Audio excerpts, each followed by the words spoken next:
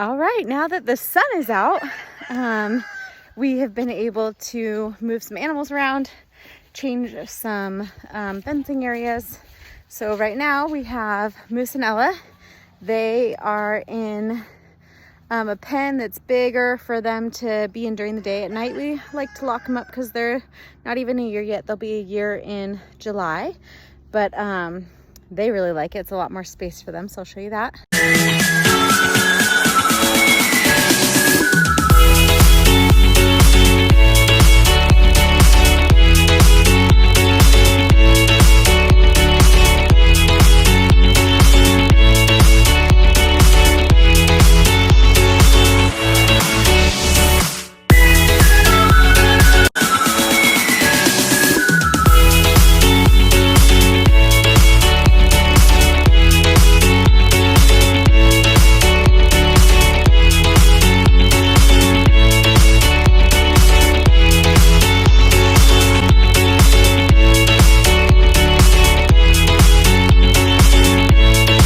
Here's Moose and there's Ella. This fence is a Premier One goat fence. It's tall enough, so that's what we like about it, to keep them from jumping over it. Ella is a master escape artist. She can climb out of just about any fence you have that her paws can fit into. She gets out of crates unless we have them completely zip tied up. And she's just a very confident overall dog. She doesn't need our attention. As you can see right now, she's happy where she's at, whereas he wants all the loving and pets, and he doesn't escape out of anything. So this fence is hot, meaning it is electrocuted. It's got an electric shock going through it that pulses through it, and that stops them from digging under it, jumping over it, getting too close to it. And it works really well. They have that house to stay out of the rain or the sun if they want shade. It's not super hot today. They just have a thick coat, so they're a little warm. But then we have the pigs. As you can see, we have water still running through. It hasn't rained in 2 days. Doesn't matter. Our underground springs are still bringing us water, unfortunately. So this area is where we had the pigs before. Obviously, where the green grasses, we didn't have them, but we had them kind of sectioned right here, sectioned right over there, and we moved them down and over. So this whole area used to be blackberry bushes about 3 feet high. The water is definitely coming through. We've got some blackberry bushes that are still around, and the grass is growing back, but that's okay. This is what we're going to rototill and turn into our orchard, our trees, our fruit trees and such. So we have 2 pens right here. We have a pen right here that has Thor. He's the 1-year-old Maremma. And then we have 2 pigs in here, a breeding pair, but they're too young to breed right now, so we have them housed together for convenience. They don't need to be housed together. In fact, sorry, we're gonna have some loud pigs because I walked over here. The thing with them is some pigs, you don't want them to be housed together when you're wanting them to breed for too long. You don't want them housed together long term because then they get kind of a brother-sister complex, hi Thor, and they don't want to breed. And so we will separate them as the piglet gets older. They're snuggling over there right now. Chubbs is the little white black guy, and then we haven't named the ginger girl yet. So they will be a breeding pair when she's big enough and he's old enough to breed. Then we have, oh, here comes Chubbs. He's so cute. Hi, Chubbs. Hi, big guy. I don't have any food yet. This is why we love the coonies. Look at this. They're just over here snuggling. She walked over just so I could pet her. Look at those big fluffy ears. Aren't they just so cute? We love them.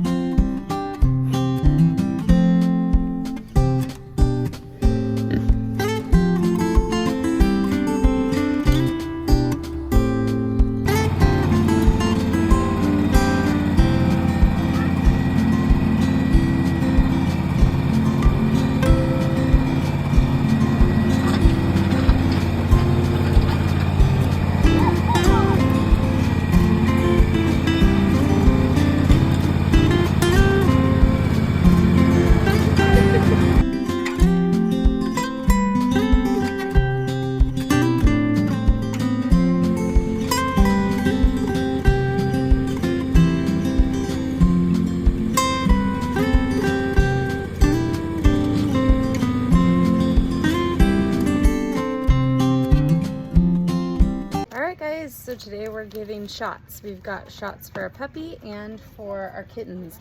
For the puppies, I like to do the Canine Spectra 10 with the plus lime. I like to do the plus lime. Not everyone picks that one for various reasons. I like it. So it comes with two different, a powder and a liquid, and then the needle. You unhook this part. It's kind of hard. I usually just pop it off and it comes right out of its little protective carrier. Then you take the cap off the needle and you go into the liquid and you poke in there slightly and you draw out the liquid.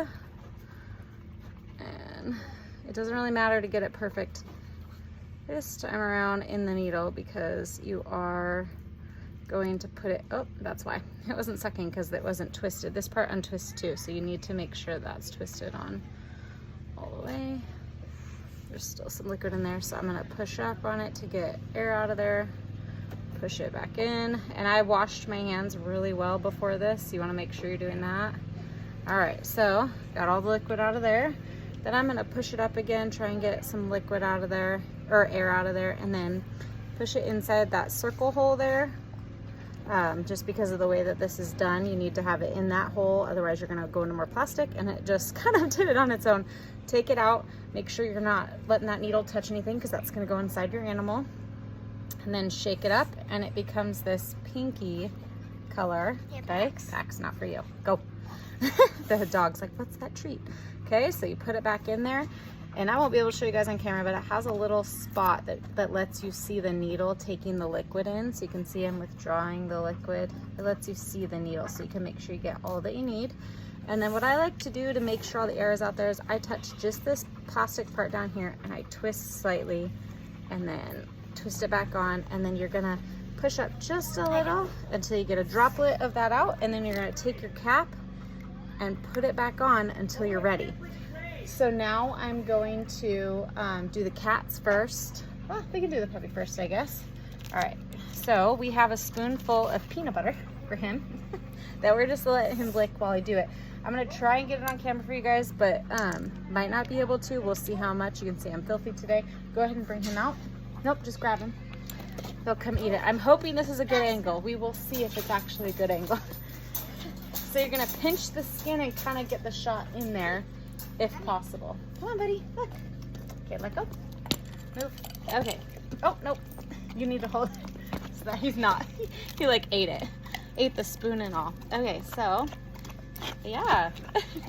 So you're just gonna kind of pull up the skin and then you're gonna get the hair out of the way if possible. He's a hairy guy. I'm not gonna be able to show you guys, but you'll push it in there and then give him the shot and you just inject it. And that's it. And then I just rub the area a little bit, make sure I don't feel any liquid. So you have to kind of, all right, go ahead and put him away. Actually, I'll see if I can show you guys while he's still eating that. So let me put the cap on so I don't poke anything here. So what you're gonna do is you take their fur, you just kind of take two hands and grab their fur, find a spot where you can clear it. I don't know if you guys can see that. And then you're just gonna hold it up and you're gonna shoot into it. You're gonna pull up because you don't wanna go through the other side. And you're gonna kind of push down into it and get it so you're not going into the muscle. But there you go, he's vaccinated. That's his last puppy shot. So go ahead and use that and take him over there. Show it to him, show it to him. There you go, buddy. And he's filthy because it's been a fun day outside. Go Pax.